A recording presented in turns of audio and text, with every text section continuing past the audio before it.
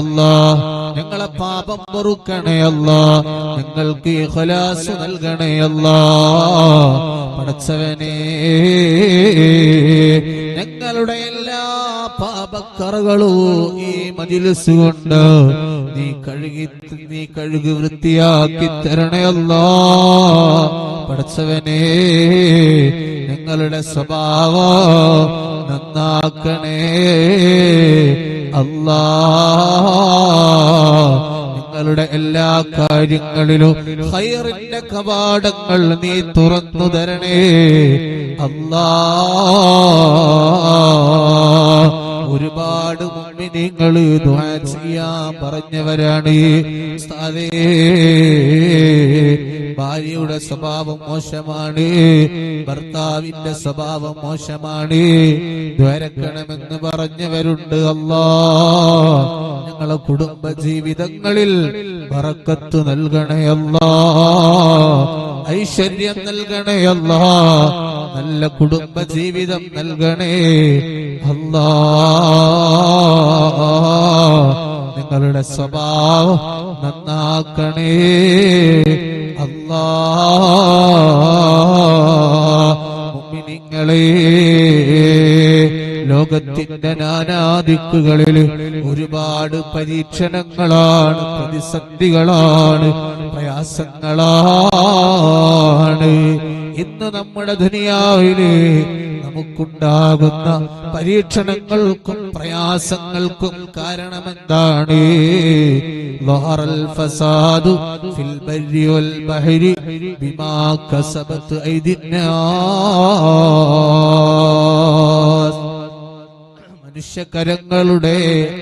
മനുഷ്യകരങ്ങൾ കാരണമായിട്ടാണ്, മനുഷ്യകരങ്ങൾ നടത്തിക്കൂട്ടുന്ന മനുഷ്യന്മാര് ചെയ്യുന്ന തോന്നിവാസങ്ങൾ കാരണമായിട്ടാണ് നമുക്കിന്ന് പരീക്ഷണങ്ങൾ വരുന്നത്, പ്രതിസന്ധികൾ വരുന്നത്, പ്രക്ഷോഭങ്ങൾ വരുന്നത്. അല്ലാ, നീ സലാമത്താക്കണേ അല്ലാ.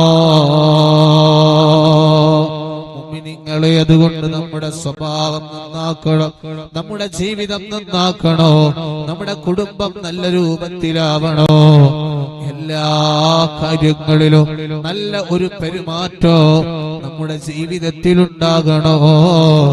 ഇബ്ലീസുൽ ലഈൻ, ശപിക്കപ്പെട്ടവനായ ഇബ്ലീസ് ഒരു വേള മഹാനായ നൂഹ് നബി അലൈഹിസ്സലാത്തു വസ്സലാമിനോട് പറയുകയാണ്, നൂഹ് നബിയേ, ചില സ്വഭാവങ്ങൾ ഏതു മനുഷ്യരിലാണോ ഉള്ളത് ആ മനുഷ്യന്മാരെ ഞാൻ എന്റെ കണിവലയിൽ വീഴ്ത്തുമെന്ന് ശപിക്കപ്പെട്ടവനായ ഇബ്ലീസ് പറയുകയാണ്. ചില സ്വഭാവം ഏതു മനുഷ്യന്മാരിലാണോ ഉള്ളത് അവരെ ഞാൻ എന്റെ കണിവലയിൽ വീഴ്ത്തും നൂഹ് നബിയെ.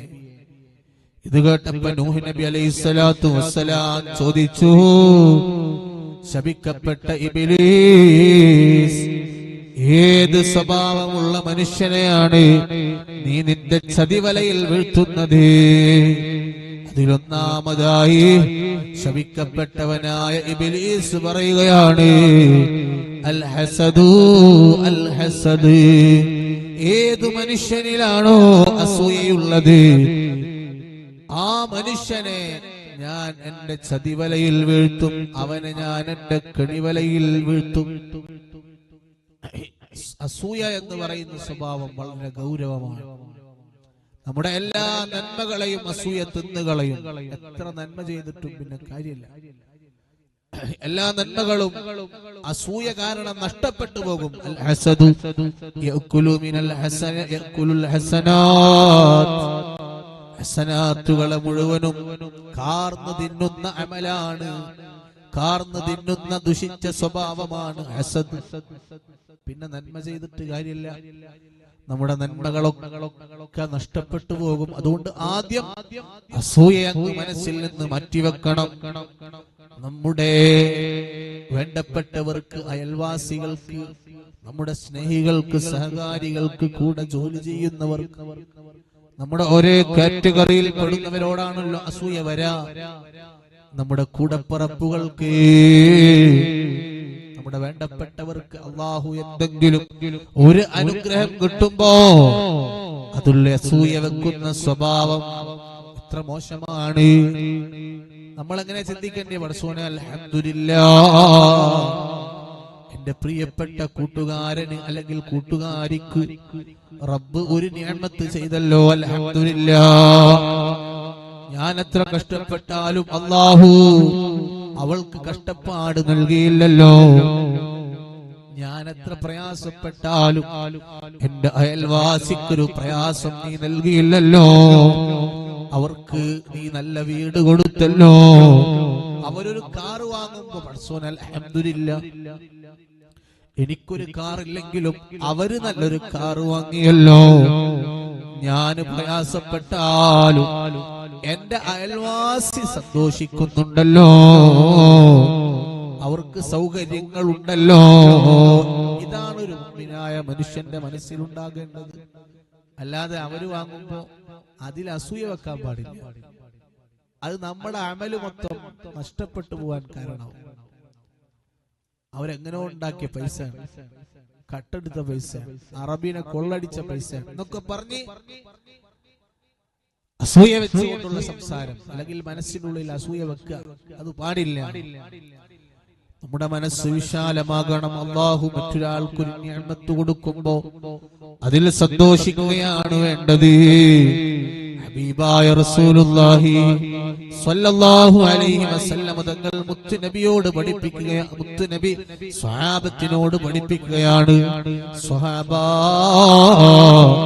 ഇന്ന ലിനിഅമില്ലാഹി അഗ്ദാആ, അല്ലാഹുവിന്റെ അനുഗ്രഹങ്ങൾക്ക് ശത്രുക്കളുണ്ട് സ്വഹാബാ. എന്താണ് വാക്ക്? അല്ലാഹുവിന്റെ അനുഗ്രഹങ്ങൾക്ക് ശത്രുക്കളുണ്ട് സ്വഹാബാ. സ്വഹാബത്ത് ചോദിച്ചു, മൻഹും യാ റസൂലല്ലാഹ്, ആരാണ് നബിയേ, ആരാണ് നബിയേ? അല്ലാഹുവിന്റെ അനുഗ്രഹങ്ങളിൽ ശത്രുത വെക്കുന്നവർ അത് അല്ലാഹുവിനോട് ശത്രുത വെച്ചതുപോലെയാണ്. അല്ലാഹു നൽകുന്ന നിഅമത്തുകളിൽ ശത്രുത വെച്ചാൽ അത് റബ്ബിനോട് ശത്രുത വെക്കുന്നത് പോലെയാണ്. ആരാണ് യാ റസൂലല്ലാഹ്? അല്ലാഹുവിന്റെ അനുഗ്രഹങ്ങളിൽ ശത്രുത വെക്കുന്നവരാരാ?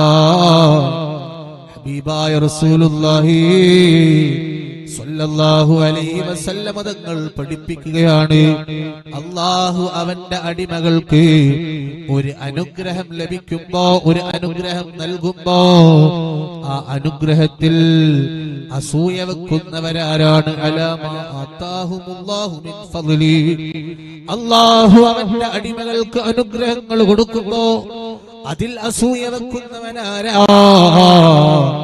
അവനാണ് അല്ലാഹുവിന്റെ അനുഗ്രഹങ്ങളുടെ ശത്രു എന്ന് നബി മുഹമ്മദ് മുസ്തഫ സ്വല്ലല്ലാഹു അലാ മുഹമ്മദ് സ്വല്ലല്ലാഹു അലൈഹി വസല്ലം, സ്വല്ലല്ലാഹു അലാ മുഹമ്മദ് സ്വല്ലല്ലാഹു അലൈഹി വസല്ലം,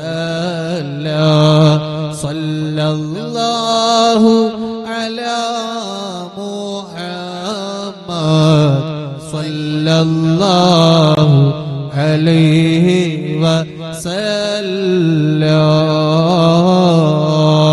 ഇതുവരെ പാവപ്പെട്ടവനായി ജീവിച്ചിരുന്ന നമ്മുടെ അയൽവാസി, അവരുടെ മകൻക്ക് നല്ല പഠനത്തിലൂടെ നല്ല ജോലി ലഭിച്ച്, വിദേശത്ത് നല്ല ഒരു ജോലി ലഭിച്ച്, സാലറി കിട്ടി, നല്ല ശമ്പളമുള്ള ജോലിയായി, നല്ല ഉയർന്ന നിലയിലെത്തി, നല്ല വീട് വെച്ച് വാഹനം വാങ്ങുമ്പോഴും പറയണം അൽഹംദുലില്ലാഹ്, അൽഹംദുലില്ലാഹ്. അപ്പോ അതിൽ അസൂയ ഉണ്ടാവാൻ പാടില്ല. അങ്ങനെ അസൂയ വെച്ചാൽ അത് അല്ലാഹു കൊടുത്ത അനുഗ്രഹത്തിൽ വെക്കുന്ന അസൂയയാണ്. അത് അല്ലാഹുവിനോടുള്ള, അല്ലാഹുവിന്റെ നിഅമത്തിനോടുള്ള ശത്രുതയാണ്. നമ്മുടെ അമല് മൊത്തം പൊളിഞ്ഞു പോകും. അതുകൊണ്ടല്ലേ ഹബീബായ റസൂലുള്ളാഹി സ്വല്ലല്ലാഹു അലൈഹി വസല്ലം തങ്ങൾ പഠിപ്പിച്ചത് മറ്റൊരാൾക്കൊരു അനുഗ്രഹം അല്ലാഹു കൊടുക്കുമ്പോൾ മുഅ്മിനായ മനുഷ്യൻ യഗ്ബിതു അതിൽ സന്തോഷിക്കുമെന്ന് നബി മുഹമ്മദ് മുസ്തഫ സ്വല്ലല്ലാഹു അലൈഹി വസല്ലം. നമ്മുടെ അയൽവാസിക്ക് നല്ലൊരു ജോലി കിട്ടുമ്പോ മുഅ്മിനാണോ നമ്മൾ സന്തോഷിക്കുമെന്ന് നബി മുഹമ്മദ് മുസ്തഫ. നമ്മുടെ കൂട്ടുകാരിക്ക് നമ്മുടെ കൂട്ടുകാരന് നല്ലൊരു അനുഗ്രഹം ലഭിക്കുമ്പോ അതിൽ സന്തോഷിക്കുന്നവനാണ് മുഅ്മിൻ, സത്യവിശ്വാസി അവനാണ്. ഇനിയോ ഹബീബായ തങ്ങൾ പറയാണ് വൽ മുനാഫിഖു യഹ്സുദൂ, മുനാഫിഖാണെങ്കിൽ കപട വിശ്വാസിയാണെങ്കിൽ അതിൽ അസൂയ വെക്കുമെന്ന് നബി മുഹമ്മദ് മുസ്തഫ സ്വല്ലല്ലാഹു അലൈഹി വസല്ലം. മുനാഫിഖുകളുടെ സ്വഭാവമാണ് അസൂയ.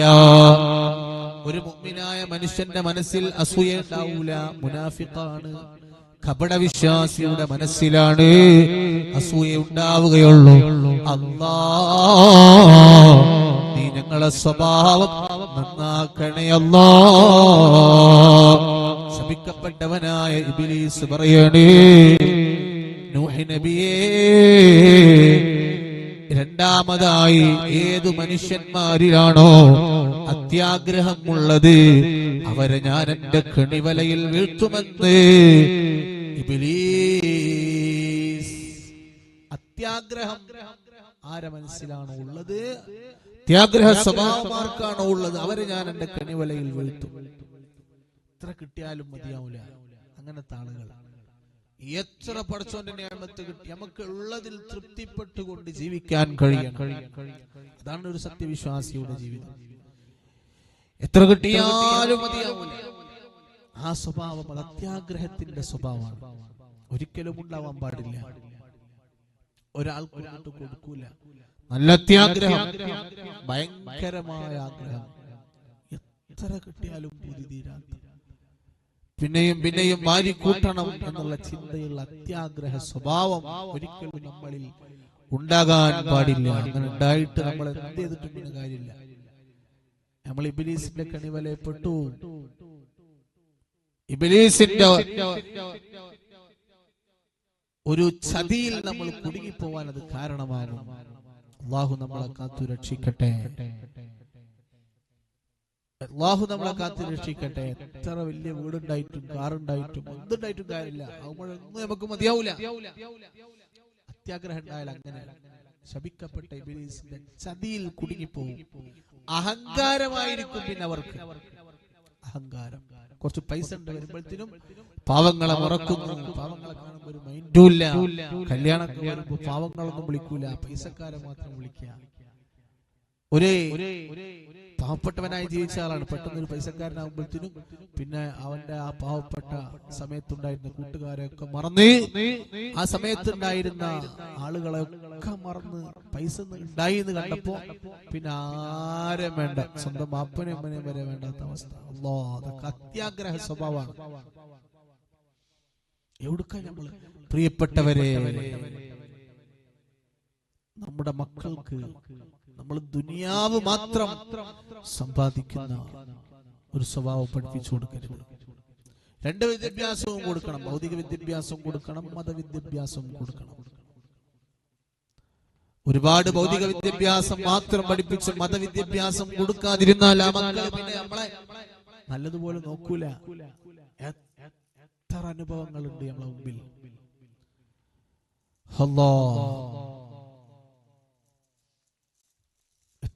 എത്ര മാതാപിതാക്കളാണ് വിഷമിക്കുന്നത് മക്കളെ സ്വഭാവത്തിന്റെ മോശം കൊണ്ട്. ചെറുപ്പത്തിൽ കഷ്ടപ്പെട്ട് നല്ല രൂപത്തിൽ വളർത്തിയിട്ട് പിന്നെ അവര് വലിയ പൈസ ഒക്കെ ഉണ്ട്, നല്ല രൂപത്തിൽ പഠിപ്പിച്ചതാണ്. പിന്നെ അവര് നല്ല ജോലിയൊക്കെ കിട്ടി നല്ല പൈസ ഒക്കെ ഉണ്ടായി എന്ന് കണ്ടപ്പോ ഉമ്മനെയും ബാപ്പനെയും ഒക്കെ വേണ്ടാത്ത അവസ്ഥ. ഒന്ന് ഫോൺ വിളിക്കുക പോലും ചെയ്യുന്നില്ല, വിവരങ്ങൾ അന്വേഷിക്കുന്നില്ല, രോഗങ്ങൾ അന്വേഷിക്കുന്നില്ല, വരുന്നില്ല. ഇങ്ങനത്തെ എത്ര സ്വഭാവമുണ്ട്, എത്ര മോശപ്പെട്ട സ്വഭാവം. ഇതൊക്കെ അത്യാഗ്രഹമാണ്. പ്രിയപ്പെട്ടവരെ, ബാപ്പയോ ഉമ്മയോ മരിച്ചാൽ ആ ഉമ്മന്റെയോ ബാപ്പന്റെയോ ഖബറും പുറത്തു പോലും പോവാത്ത മക്കൾ. അത്യാഗ്രഹം. ഖബറും പുറത്തുപോയി ഒരു യാസീൻ ഓദിപ്പിക്കാൻ ഒരു മരിച്ചുപോയ ബാപ്പന്റെ പേരിൽ എന്റെ ബാപ്പന്റെ ഖബർ വിശാലമാകട്ടെ എന്ന് കരുതി ഒരു സ്വതക്ക പോലും, ഒരു സംഭാവന, ഒരു പൈസ ഉണ്ടായിട്ടും ആ ബാപ്പന്റെ പാരത്രിക ഗുണം ലക്ഷ്യം വെച്ച് ഒരു സ്വതക്ക പോലും കൊടുക്കാത്ത മക്കൾ. അത്യാഗ്രഹമാണത്. പൈസ ഉണ്ടായിട്ട് കൊടുക്കാതിരിക്കുന്നു. ആ ബാപ്പ എത്ര കഷ്ടപ്പെട്ട് പഠിപ്പിച്ചതാണ്. പക്ഷേ ഭൗതിക വിദ്യാഭ്യാസം മാത്രം കൊടുത്തപ്പോ മക്കൾക്ക് ചിന്ത വന്നില്ല, അത്യാഗ്രഹം കൂടിപ്പോയി. അല്ലാഹുവേ ഞങ്ങളെ കാക്കണേ അല്ലാ, ഞങ്ങളെ മക്കളെ നന്നാക്കണേ അല്ലാ. അതുകൊണ്ട് അത്യാഗ്രഹം പാടില്ല. അത് മക്കൾക്ക് പഠിപ്പിച്ചു കൊടുക്കണം. ഉള്ളത് കൊണ്ട് തൃപ്തിപ്പെട്ട് ജീവിക്കാൻ മക്കൾക്ക് പഠിപ്പിച്ചു കൊടുക്കണം. എല്ലാ ആവശ്യങ്ങൾക്കും പൈസ എടുത്തു കൊടുക്കരുത്. കുറച്ചൊക്കെ അവർക്ക് പ്രയാസങ്ങൾ പഠിപ്പിച്ചു കൊടുക്കണം. എന്താണ് ജീവിതത്തിന്റെ പ്രയാസമെന്ന് മക്കളെ നമ്മൾ അറിയിക്കണം. ഇപ്പോഴത്തെ തലമുറയുടെ ഏറ്റവും വലിയ പ്രശ്നം പ്രയാസം എന്താണ് എന്ന് അവരറിയുന്നില്ല. സത്യല്ലേ? നമ്മളെ മജ്‌ലിസ് കേൾക്കുന്ന ഉമ്മമാരെ, നിങ്ങളുടെയൊക്കെ ചെറുപ്രായത്തിലുണ്ടായ പ്രയാസങ്ങൾ എത്ര ഉണ്ടാവും? ആ പ്രയാസങ്ങൾ ഇന്ന് നമ്മുടെ മക്കൾ അറിയുന്നുണ്ടോ? ഇല്ല. അവർക്കെല്ലാത്തിനും എല്ലാം നമ്മൾ ചെയ്തു കൊടുക്കാൻ. അതുകൊണ്ട് ജീവിതത്തിന്റെ ഞെരുക്കമെന്ത്, പ്രയാസമെന്ത്, കഷ്ടപ്പാടിന്റെ വിലയെന്ത് എന്ന് അവർ അറിയുന്നില്ല. പട്ടിണി എന്ത്, ദാരിദ്ര്യം ഒന്നും അവരറിയുന്നില്ല. അതുകൊണ്ട് മക്കൾക്ക് അത്യാഗ്രഹം കൂടിപ്പോയി. കുറച്ചൊക്കെ പ്രയാസങ്ങൾ നമ്മൾ അവരെ അറിയിക്കണം. കഷ്ടപ്പാടുകൾ മക്കൾക്ക് പഠിപ്പിച്ചു കൊടുക്കണം. കുറച്ചൊക്കെ എപ്പോഴും സുഖം മാത്രമാവരുത്. കുറച്ച് കഷ്ടപ്പാടെന്ത് എന്ന് അവരെ നമ്മൾ പഠിപ്പിക്കണം. എന്നാലേ ആ മക്കൾ നല്ല സ്വഭാവമുള്ള, നല്ല വിനയമുള്ള മക്കളായി വളരുകയുള്ളൂ. അല്ലാഹു നമ്മുടെ മക്കളെ നന്നാക്കി തരട്ടെ.